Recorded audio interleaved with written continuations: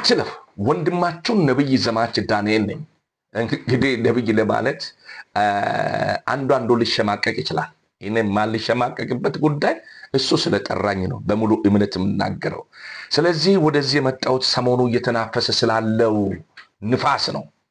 ሄኖክ ነብዩ ሄኖክ እንግዲህ እያገለገለ ስላለ አገር የመጣች አንድ እህት ነበረች። እሷ ከየት መጣች ከየት አገር መጣች ብሎ ይጠይቃል። ከዛ ደግሞ ከዛች አገር መጥቻለሁ ትላለች። ያች አገር መተተኛና እንግዲህ ይቅርታ አድርጉልኝ፣ ያች አገር መተተኛ አገር ነች፣ የጠንቋይ አገር ነች ብሎ በተናገረው በውጭ አገር በኢትዮጵያ ውስጥ ያሉት ሰዎች ተወላጇ ተንቀሳቅሰዋል። ለምንድን ነው ተናገረው ብሎ ስሜት ውስጥ ገብተዋል። ለምን ገቡ አልልም፣ ትክክል ናቸው። ምክንያቱም ከእግዚአብሔር ዘንድ ያልሆነውን መልእክት ተቀብሎ ስላስተላለፈ ነው። ከእግዚአብሔር ዘንድ የሆነው መልእክት ስላስተላለፈ ነው። ስለዚህ ዛሬ ማለት የሚፈልገው ነገር እዚሁ ጋር እየገባችሁ እንዴ ይቅርታን ተቀበሉ ትላላችሁ። ይቅርታ የሚጠላ ሰው የለም፣ ሰይጣን ነው የሚጠላው። ነገር ግን የእግዚአብሔር ቃል ማቴዎስ 18:15 ላይ አንተና እሱ ብቻ ሆነ ወንድሜ ውቀስ ይላል። እኛ እያንዳንዳችን እሱን እየወቀሰን ያለ ነው። ይሄ ቪዲዮ ይድረስ እያለን ያለ ነው ስለ ሐሰተኞች ኢትዮጵያ ላይ ተቀምጦ ቁጭ ብሎ በአዲስ አበባ ቢሮ ላይ ቁጭ ብሎ ላለው የአማኞች ህብረት ካውንስል ወደ እነሱ ነው እውቅና ወደ ሰጠው ነው ምንልኮ እውቅና የሰጠው እሱ ስለሆነ። ስለዚህ ህዝብን እየዘረፉ ነው፣ ዘይት እየሸጡ ነው፣ ውሃ እየሸጡ ነው። እውቅናቸውን ወሚታረሙ ከሆነ ምክሯቸው፣ የእግዚአብሔርን ትክክለኛውን ወንጌል ያስረዱ፣ በነፃ ተቀበላችሁትን በነፃ ስጡ በሚል ቃል ህዝብን ያገልግል። ካገለገሉ በኋላ ለነሱ ደግሞ የሚከለክለው ማን ነው? እግዚአብሔር መንፈስ በመራው ሰው ይስጥ እንጂ ዘይት ውሃ መሸጥ ተሸርት መሸጥ ከባድ ነው። ስለዚህ ይህንን እያደረጉ ነው ያሉት እያለን ስንጨው ሌሎቻችሁ አገልግሎትን ስለጠላችሁ ብላችሁ የምትወቅሱ ብዙዎች አሉ።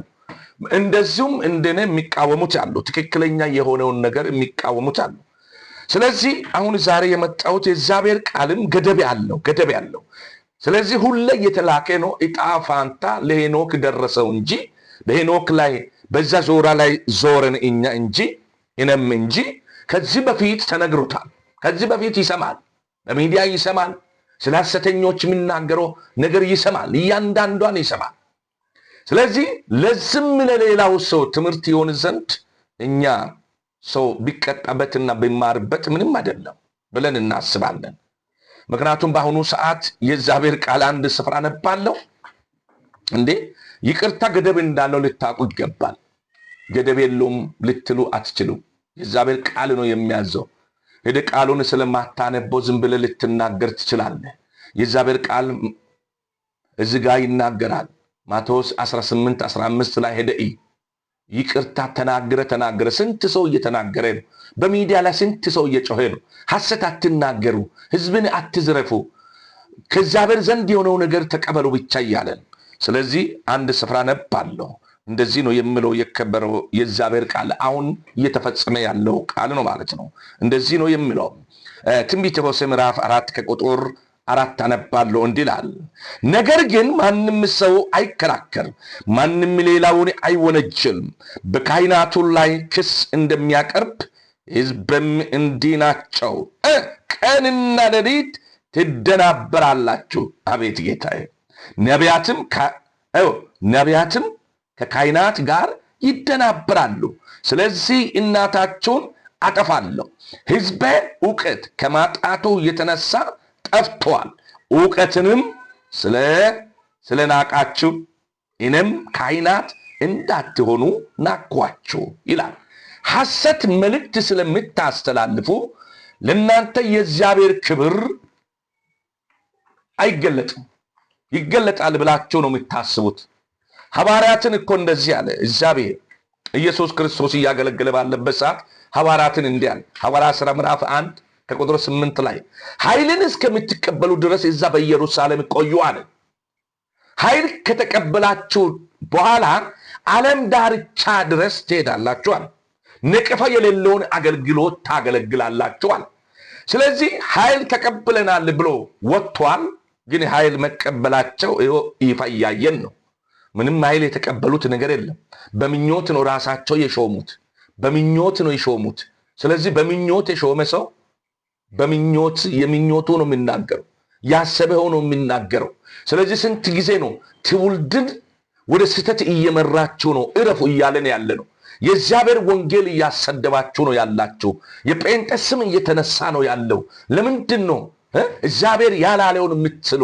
ስለዚህ የእግዚአብሔር ክብር ፈጥኖ ወደ እናንተ እንዳይመጣ እናንተ የሥጋ ምኞቶቻችሁ ሐሳባችሁ ብቻ ነው የምታብራሩ ለሰዎቹ በቃ። ስለዚህ አንተ በመወቅታ ተናገረ። በመወቅታ የተናገረው ይፋ ወጣ። ታዲያ የእግዚአብሔር ቃልም ለይቅርታ ገደብ እንዳለው አትረሳ። ገደብ አለ፣ ገደብ አለ። ለሌሎቹ ምስክር፣ ለሌሎቹ ይሄ ጆሮአቸው ይስማ። እሱም መጠየቁ እሱም ካልተጠየቀ አሁንም እኛ በዛ ላይ ሁሌ ያተኮረን የምንመጣ ሰዎች አይደለም። ነገር ግን ከዚህ በኋላ እኔ የሚመጣበት ምክንያት የለኝም። የራስን ስራ ነው የምሰራው፣ የራሴ ወንጌል ነው የምሰራው። ነገር ግን እናንተ አማኞች የሆናችሁ የእግዚአብሔር እውነት ወንጌል የገባችሁ እኛ ይህንን ወንጌል ተቃውመን የምንናገር ይመስላችኋል? ህዝብስ እየተዘረፈ አይደለም? ውሸት ትንቢትስ ለምን አመጣ? ለምን ያመጣል? ስለዚህ ለዚህ ጉዳይ ለሌላው ሰው ትምህርት ይሆን ዘንድ ትምህርት እንዲሆን ከኛ ከራሳችን መጀመር አለበት። መንግስት ከራሳችን ይጀምር፣ ከነቢያቱ ይጀምር። እኔም ቢሆን ሐሰት ትንቢት ካስተላለፍኩ ልጠየቅበት፣ ልታሰርበት፣ ታስረን ልጠየቅ። ለምንድን ነው እስር የሚፈራው? ሐዋርያቶች እውነት ነገር ተናግሮ ስታሰሩ ከእግዚአብሔር የሆነው ነገር ተናግሮ እኮ ነው እሱ ግን የሥጋ ነገር ነው ተናገረው። አየህ፣ ምክንያቱም የሥጋ ነገር እንደተናገረ የምታውቁ እኔ እግዚአብሔር ይሄ ያሳየኛል ብሎ አልተናገረም። ይቅርታም ስጠይቅ እኔም እግዚአብሔር ያለኝን ያሳየኝን ነው ለዛች አገር እንን ልል ቻልኩት አላለም። ድፍረት የለውም፣ አቅም የለውም ለማለት አቅም የለውም። እግዚአብሔር ያላለውን ለማለት አቅም የለውም። ስለዚህ ታዲያ ይቅርታ ለጥፋቴ ይላል። ወንጌል ሰብኮ ይቅርታ የለም። በደንብ ስማ። ትክክለኛ ወንጌል ሰብኬያለሁ ብለህ ቢያምን ኖሮ ሰው ይቅርታ አይጠይቅም ነበር። እኔ እግዚአብሔር የተናገረኝን ብያችኋለሁ እንጂ እናንተን ጠልቼ አይደለም ብሎ መዝጋት ነበረበት። አንገቱ ላይ ሰይፍ ቢያመጡትም።